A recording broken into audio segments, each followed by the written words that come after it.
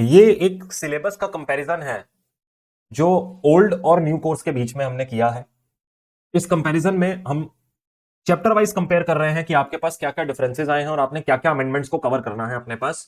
अगर आप एक जून 2024 अटेम्प्ट वाले स्टूडेंट हैं, मैक्सिमम स्टूडेंट्स के लिए बेटा ये कंपैरिजन बहुत ही ज्यादा रेलेवेंट है। और उसका रीजन ये है क्योंकि अगर आपने दिसंबर में अपने पास अटेम्प्ट लिखा था और अब वहां पर, या आपने दिसंबर की प्रिपरेशन करी थी, अटेम्प्ट नहीं लिखा था, दोनों सिनेरियोज में, और अगर वहां का आपका कोई नेगेटिव रिजल्ट लेट सपोज आ गया और जून 2024 के लिए हम प्रिपेयर कर रहे हैं, तो क्या हमको पूरी क्लासेस दोबारा लगाने की जरूरत है अगर हमने दिसंबर 23 के लिए प्रॉपर प्रिपरेशन करी थी? द आंसर इज, अगर आपने प्रॉपर प्रिपरेशन दिसंबर 23 की करी है तो आपको दोबारा पूरी क्लासेस देखने की जरूरत नहीं है। आप केवल ये अमेंडमेंट क्लासेस देखकर भी जून 2024 के अटेम्प्ट को इजीली लिख पाएंगे। तो इसलिए ये कंपैरिजन आप लोगों के लिए किया गया है। और जिन्होंने लेट सपोज अटेम्प्ट लिखा ही नहीं था पर प्रिपरेशन करी थी, उनके लिए भी ये वाला जो है अपने पास अमेंडमेंट क्लासेस रेलेवेंट हैं अगर आप जून 2024 में अपना अटेम्प्ट लिखने जा रहे हैं। Getting my point? जी हाँ सर जी। तो चलिए बेटा अपने पास स्टार्ट करते हैं full of energy, full of rigour के साथ इन अमेंडमेंट क्लासेस को। आ जाइए बेटा, देखिए कंपैरिजन आपकी स्क्रीन पर है। एग्जिस्टिंग सिलेबस यानी कि हम इसको बोलते हैं ओल्ड सिलेबस, मॉडिफिकेशंस यानी कि हम बोलते हैं चेंजेस को। हम कहते हैं जी आपका जो चैप्टर नंबर 1 है थ्योरेटिकल फ्रेमवर्क, इसके अंदर जो आपके दिली तमन्ना थी कि सर ये जो यूनिट नंबर 3 है अकाउंटिंग टर्मिनोलॉजीज, जिसको मैं आप लोगों को कहा भी करता था कि हम लोग चैप्टर वाइज उसको कवर कर लेते हैं, जितने भी अगर किसी कोई मेरा पास स्टूडेंट बैठा हो, और अकाउंटिंग टर्मिनोलॉजीज अलग से हम लोगों को पढ़ने की जरूरत नहीं है अगर हमने पूरा कोर्स अपने पास खत्म कर लिया है, क्योंकि जितने भी वहां पर वो हैं वो सिर्फ डेफिनेशंस है। इंस्टीट्यूट ने भी अब उसको यहां से डिलीट कर उसको ग्लॉसरी के फॉर्म में एंड ऑफ द कोर्स में शिफ्ट कर दिया है। तो आप अपना कोर्स कंप्लीट करेंगे, कोर्स को सपोर्ट करते हुए आपके पास आपकी ग्लॉसरी पड़ी हुई है, तब भी हम आपको कहते थे आपको अलग से टाइम इन्वेस्ट करने की जरूरत नहीं है। आपके पास आपके जो चैप्टर्स हमने कवर करवाए हैं क्लास में, वहां पर सारी definitions, asset liability, contingent asset, contingent liability, provision, ये इनकम एक्सपेंस, इन सबकी डेफिनेशंस ऑलरेडी कवर हो जाती हैं। हाउएवर इंस्टीट्यूट ने भी अब अपने पास उसको मेन मॉड्यूल में से निकालकर उसको ग्लॉसरी के अंदर, glossary at the end of the course दे रखी है फॉर दोस डेफिनेशंस। यूनिट 1 में नो चेंज, यूनिट 2 में नो चेंज, यूनिट 3 के अंदर ये डिलीटेड है, इसको लास्ट में शिफ्ट कर दिया गया है। यूनिट 4 के अंदर दो इलस्ट्रेशंस ऐड करी गई हैं, जिसका कवरेज भी हम इस कोर्स के अंदर करेंगे। जो जो बेटा एडिड है ना यहाँ पे, जो जो आप लोग अपने पास यहाँ पे देख पा रहे हैं, जो हमने एडिड लिखा है वो सारा हम इस कोर्स में कवर करेंगे। 5, 6, 7, 8 कोई भी अपने पास चेंजेस नहीं है, और यूनिट नंबर 9 आपके पास डिलीट हो गया है, तो it is deleted from the course. तो यहां पर आपको यूनिट 9 की कवरेज नहीं करनी है अगर आप दिसंबर 23 वाले स्टूडेंट थे या जिसने ओल्ड कोर्स प्रिपेयर किया था। चैप्टर नंबर 2 के अंदर अगर हम जाएं अकाउंटिंग प्रोसेस के अंदर, अकाउंटिंग प्रोसेस में भी ब्रॉडली ज्यादा चेंजेस नहीं आए हैं। जर्नल एंट्रीज, जो यूनिट था उसके अंदर जीएसटी की अकाउंटिंग ऐड हो गई है, जिसके ऊपर 3 इलस्ट्रेशन इंस्टीट्यूट ने ऐड कर दिया है। मैं दोबारा से रिपीट कर रहा हूं कि इसका कवरेज हम इस कोर्स में करेंगे, इन अमेंडमेंट क्लासेस में करेंगे। लेजर है, ट्रायल बैलेंस है, ट्रायल बैलेंस में एक एडिशनल इलस्ट्रेशन आई है, बाकी कोई भी चेंज नहीं है पूरे चैप्टर के अंदर।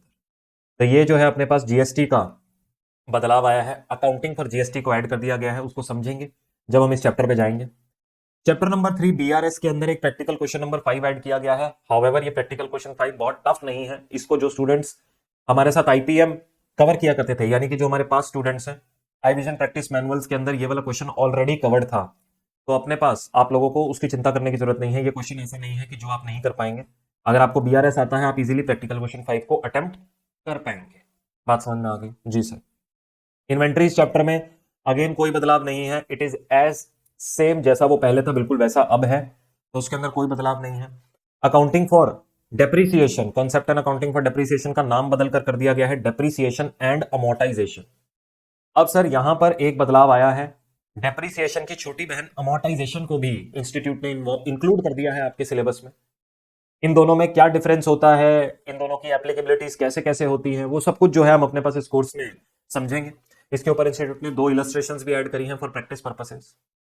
तो चलिए सर, ये एक अपने पास और डिफरेंस आया है इस कोर्स में, जितने भी डिफरेंसेस आए हैं उनको मैंने ऑलरेडी हाईलाइट कर रखा है।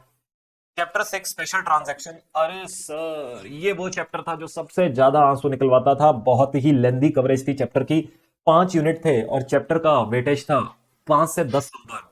अब बच्चा बेचारा लगा ही रहता था यार, ये 5 से 10 नंबर के लिए 5 यूनिट पढ़ने पड़ेंगे, इंस्टीट्यूट ने उठाकर 4 यूनिट कट कर दिए।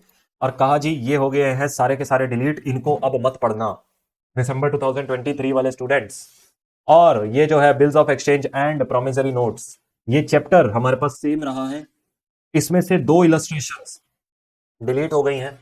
हाउएवर हमने जब अपने पास, अगर आपने मेरा जून 24 वाला कोर्स परचेज कर रखा है, ये 2 इलस्ट्रेशंस भी मैंने अपनी क्लासेस में करवाई हुई हैं, जो हमारा बैच है, क्योंकि ये ऐसा नहीं है कि ये कोर्स से हट गई हैं या इररेलेवेंट है। I don't understand the reason why institute has deleted them. These are the similar transactions and the similar illustrations that we already do. और आईपीएम में भी इन illustrations के जैसे इनके भाई बहन बैठे हुए हैं। आईपीएम जितने स्टूडेंट्स को नहीं पता, ये होता है आई विजन प्रैक्टिस मैनुअल, इसको हम आईपीएम बोलते हैं, आई विजन प्रैक्टिस मैनुअल। चलिए जी, चैप्टर नंबर 7 जो आपके फाइनल अकाउंट्स है सोल प्रोप्राइटर वाले, इसके अंदर कोई बदलाव नहीं है। नॉन मैन्युफैक्चरिंग और मैन्युफैक्चरिंग एंटिटीज का एज इज डिस्कशन जो आपने अपने पास आपको सिखा रखा है, वो एज इज डिस्कशन वही है, तो आपको इसके ऊपर टेंशन लेने की जरूरत नहीं है। जो आपका अनेक्जर ऐड हुआ है चैप्टर नंबर 7 में, ये ओनली फॉर नॉलेज पर्पसेज है जून 2024 अटेम्प्ट के स्टूडेंट्स के लिए, अभी ये एप्लीकेबल नहीं है। ये अनेक्जर आपसे बात करता है बेटा जो न्यू फॉर्मेट्स हैं फॉर सोल प्रोप्राइटर। शेड्यूल 3 जैसा फॉर्मेट सोल प्रोप्राइटर के लिए भी इंस्टीट्यूट ने लागू कर दिया है, लेकिन अभी आप लोगों ने नहीं पढ़ना, तो इस वजह से आप इसको अभी के लिए छोड़ सकते हैं। आगे आने वाले अटेम्प्ट्स में ऐसा हो सकता है इंस्टीट्यूट ने इसको अपने अनेक्जर्स का पार्ट बना दिया है, तो आगे आने वाले अटेम्प्ट्स में ये आपके कोर्स का पार्ट बन सकता है, अभी नहीं है। अभी आप लोगों ने इस अनेक्जर पर दिमाग नहीं लगाना। Chapter number 9 financial statements of NPO. NPO का जो चैप्टर है वो 9 से उठकर अब 8th बन गया है आपके न्यू कोर्स में। एज इज सेम है, एक नई इलस्ट्रेशन नंबर 11 आई है। कुछ नया नहीं है इलस्ट्रेशन में, अगर आपने एनपीओ अच्छे से पढ़ा है तो आप इस इलस्ट्रेशन को अटेम्प्ट कर पाएंगे। हाउएवर अगर आप बोलेंगे कि सर क्लास में इसको एक बार हम डिस्कस करें, तो हम इसको भी डिस्कस कर लेंगे। इसके अलावा अब हमारे पास एक बार यहां पर पार्टनरशिप पे मूव करते हैं। ये नया चैप्टर तो ऐड हुआ है, इसकी बात करेंगे। पार्टनरशिप के अंदर आपका जो थ्योरी वाला सेक्शन है, जो इंट्रोडक्शन टू पार्टनरशिप था, वहां पर एलएलपी का डिस्कशन ऐड हो गया है। तो एलएलपी का थ्योरेटिकल क्वेश्चन जून 2024 में मेरा एक्सपेक्टेशन ये है कि जो थ्योरी क्वेश्चन है वो एलएलपी में से आएगा। एलएलपी का डिस्कशन पहले सीए इंटर के लेवल पर हुआ करता था, वो डिस्कशन उठाकर अब इंस्टीट्यूट ने सीए फाउंडेशन लेवल पर डाल दिया है, और वहां पर भी एलएलपी का क्वेश्चन मैक्सिमम टाइम्स देखा जाता था। एलएलपी एक आरटीपी एमटीपी में भी उठाकर देखेंगे, एक फेवरेट टॉपिक था इंस्टीट्यूट का, तो आप यहां पर इस थ्योरी को अभी से इंपॉर्टेंट मार्क कर सकते हैं।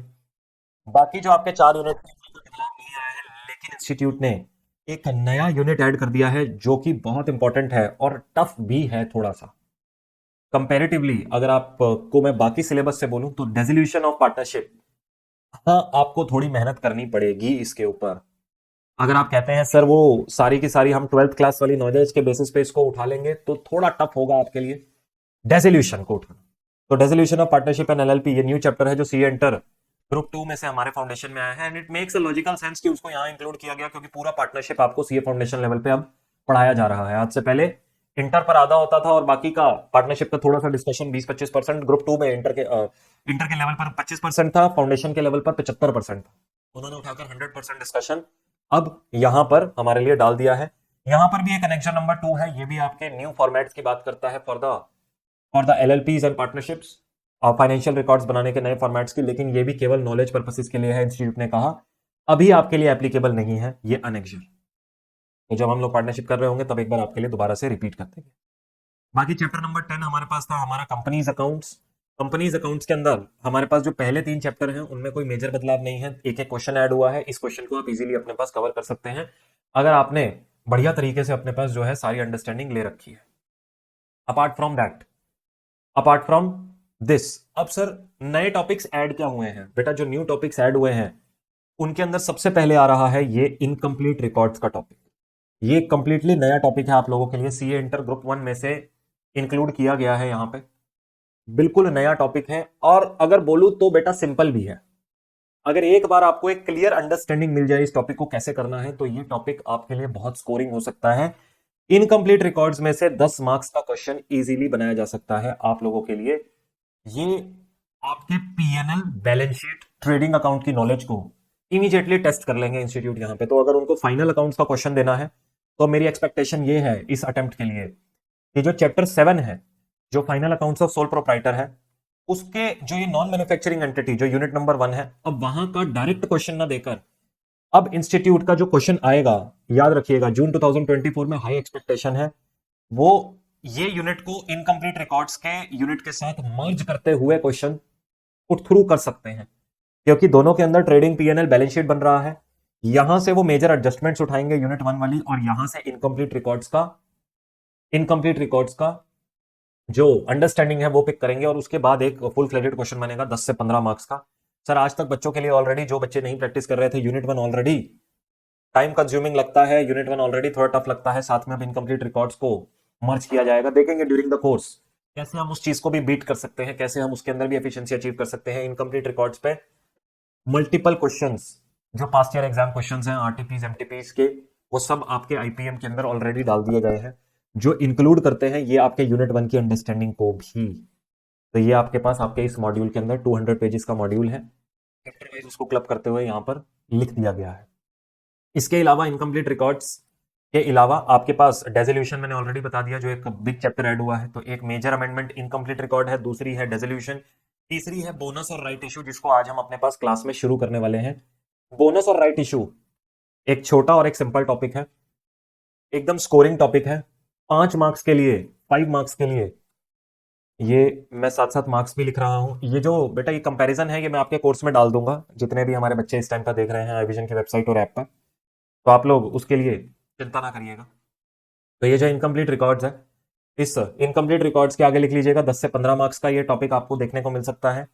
पार्टनरशिप की जो ये अमेंडमेंट है, पार्टनरशिप की अमेंडमेंट डेजोल्यूशन पर 5 से 10 मार्क्स का क्वेश्चन पक्का देखने को मिलेगा। देखो जो अमेंडमेंट्स है ना, याद रखना, इंस्टीट्यूट जब भी अमेंडमेंट लेकर आते हैं तो ज्यादा से ज्यादा क्वेश्चंस अमेंडमेंट में से देखने को मिलते हैं। तो ये जो 6 टॉपिक्स ऐड हुए हैं मेजर, आप इनमें से एक एक क्वेश्चन तो एक्सपेक्ट कर ही लो। मतलब जो 6 क्वेश्चंस होंगे, ऑब्वियसली अब 6 क्वेश्चन मतलब पूरे पूरे 20-20 नंबर के नहीं, आप ये लगा लीजिए जैसे एक क्वेश्चन में किसी 10 मार्क्स का, किसी में 5 मार्क्स का, एज अ पार्ट्स वो पूछ लेंगे।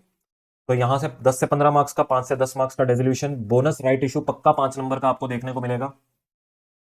Preference share, redemption of preference share और रिडेम्पशन ऑफ डिबेंचर्स। सर अभी तक हम लोगों को इशू ऑफ डिबेंचर्स की बात हमसे इंस्टीट्यूट कर लेते थे, और इशू ऑफ प्रेफरेंस शेयर्स की बात हो जाती थी यूनिट नंबर 1 में, लेकिन इनकी जो रिडेम्पशन की बातें थी ये जाकर आती थी सीए इंटर ग्रुप 1 के लेवल पे। तो अब उनको रेलेवेंस के हिसाब से इंस्टीट्यूट ने बिल्कुल सही किया है, साथ में ही आप इशू पढ़िए, इशू ऑफ शेयर, साथ में ही आप रिडेम्पशन ऑफ शेयर पढ़िए, आप पढ़िए इशू ऑफ डिबेंचर, साथ में ही आप पढ़िए अपने पास रिडेम्पशन ऑफ डिबेंचर्स।